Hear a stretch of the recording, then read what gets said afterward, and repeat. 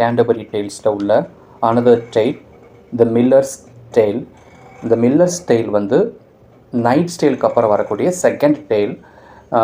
இந்த மில்லர் யாருன்னா, இவர் வந்து மில் ரன் பண்ணக்கூடிய ஒரு பர்சன். இவருடைய நேம் வந்து ராபின். இவர் வந்து மில் வச்சுருக்காரு. இந்த மில்லில் வந்து கார்ன், கோதுமையெல்லாம் வந்து இந்த மாதிரி கிரைன்ஸை வந்து மாவு ஆக்குறது ஒரு மாவு மில் மாதிரி என்ன பண்ணுறாருன்னா வச்சுருக்கிறாரு.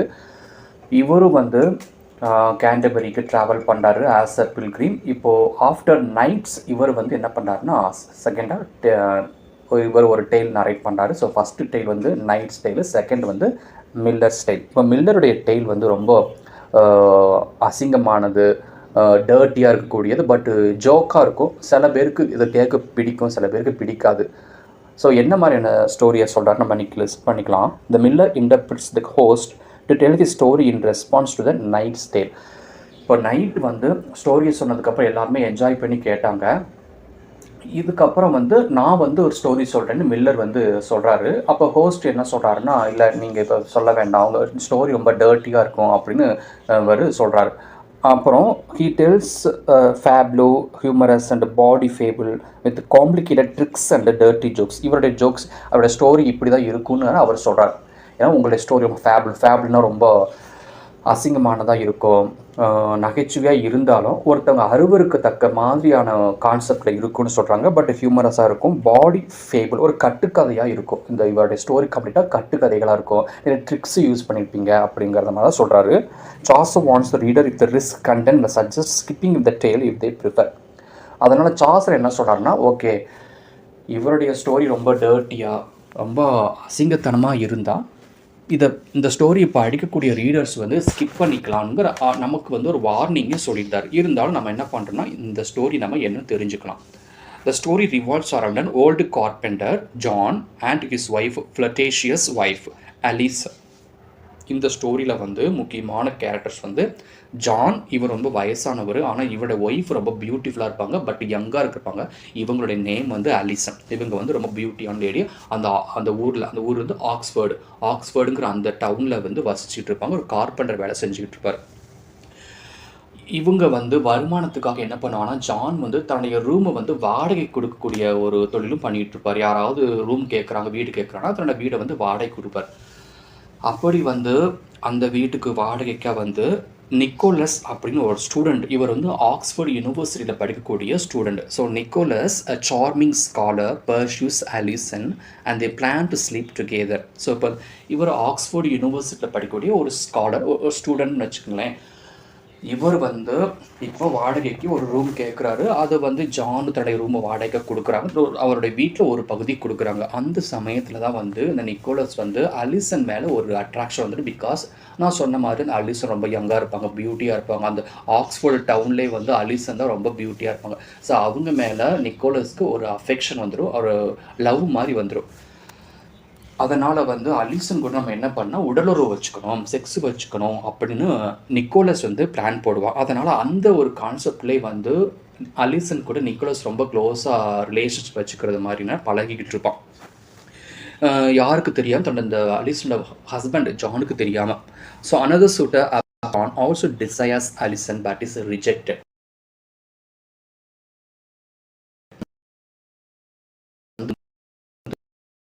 ஒரு அட்ராக்ஷன் வந்துடும். ஸோ அப்சலான் வந்து அலிசன் அட்ராக்ஷன் வரதுனால இவரும் வந்து அலிசனை வந்து லவ் பண்ணுற மாதிரி, அலிசன் கூட இந்த மாதிரி உடலுறவு வச்சுக்கிற மாதிரி அந்த டார்கெட்டில் தான் பழகுவாங்க. ஸோ ரெண்டு பேரும் இன்றைக்கி இப்போ வந்து நிக்கோலஸ் அண்டு அப்சலான் ரெண்டு பேருமே ஒரே இந்த உமன் அலிசன் மேலே ரொம்ப அட்ராக்ஷன் வச்சுருப்பாங்க. ரெண்டு பேருமே என்ன பண்ணால் they want to have a sex with Alison. Nicholas tricks John into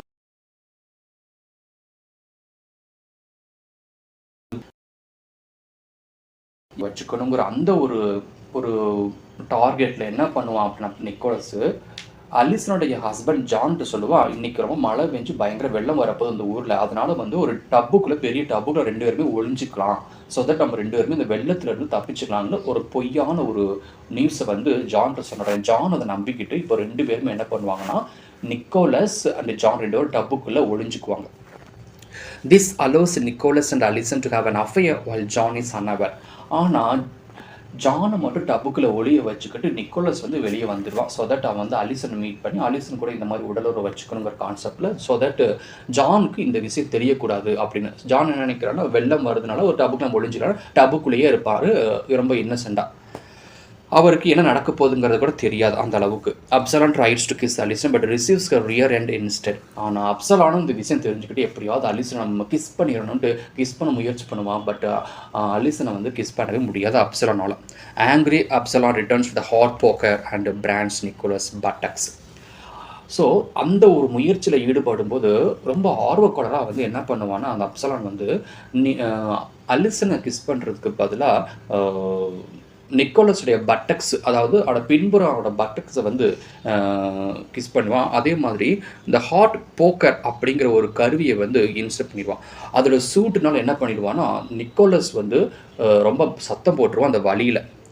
in pain Nicholas yells for water waking John who falls from his step. So இதுலேருந்து என்ன தெரியுதுன்னா, நிக்கோலஸோடைய பட்டக்ஸில் வந்து இந்த மாதிரி போக்கரை வச்சதுக்கப்புறம் வழியில் துடிப்பான். அதே சமயத்தில் வந்து நிக்கோலஸ் வந்து என்ன பண்ணால் ஃபர்ட் போட்டுருவான். ஃபர்ட்னா நம்ம தமிழில் பேசுகிற மாதிரி குசுன்னு சொல்லுவோம். அந்த குசு போட்டுருவான் அந்த நிக்கோலஸ்.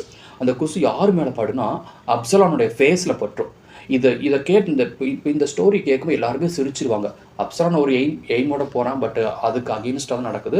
நிக்கோலஸ் வந்து அப்சலான் ஃபேஸில் வந்து இந்த ஃபர்ட் எஃப்ஏஆர்டிங்கிற மாதிரி அந்த தமிழில் சொல்லக்கூடிய குசுவை போட்ட உடனே எல்லாருமே இந்த ஸ்டோரி கேட்கக்கூடிய எல்லாருமே சிரிச்சிருவாங்க. கொஞ்சம் அருவருக்கத்தக்க மாதிரியான கான்செப்டாக இருந்தாலும் ஒன் சைடு வந்து இது கொஞ்சம் ஹியூமரஸாக இருக்குங்கிறத நமக்கு தெரியுது.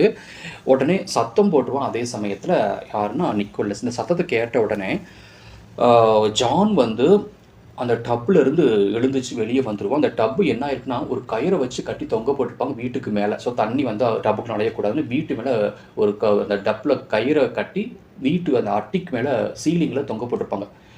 இவர் என்ன எழுந்துக்கும்போது திடீர்னு அந்த அப்படியே டப்பு கீழே விழுந்துடும். கீழே விழுந்து உடஞ்சிடும். அப்போ ஜான் அப்போ எழுந்து பார்ப்பாரு, ஒன்றே வெள்ளம் எதுவுமே வரல அப்படின்னு தெரியுது. ஸோ இந்த மாதிரி ஒரு கட்டுக்கதையெல்லாம் கனெக்ட் பண்ணி ட்ரிக்ஸை கனெக்ட் பண்ணி இந்த மில்லர் வந்து இந்த ஸ்டோரியை அந்த பில்கிரிம்ஸ்க்கு வந்து நரேட் பண்ணுவார். This tale concludes with everyone லாஃபிங் at the cuckold carpenter. So cuckold carpenter தன்னுடைய ஒய்ஃப் வந்து 2-3 ஆண்கள் கூட வந்து தொடர்பு வச்சுக்கிற மாதிரியான ஒரு செக்ஸுவல் ரிலேஷன்ஷிப் இருக்கும், ஹியூமரஸும் இருக்கும், டர்ட்டியாகவும் இருக்கும். இந்த மாதிரியான மில்லர்ஸ் இந்த ஸ்டோரியை வந்து அவர் பில்கிரிம்ஸ்க்கு வந்து நரேட் பண்ணியிருக்காங்கிறது இந்த ஸ்டோரி மூலமாக நமக்கு தெரியுது.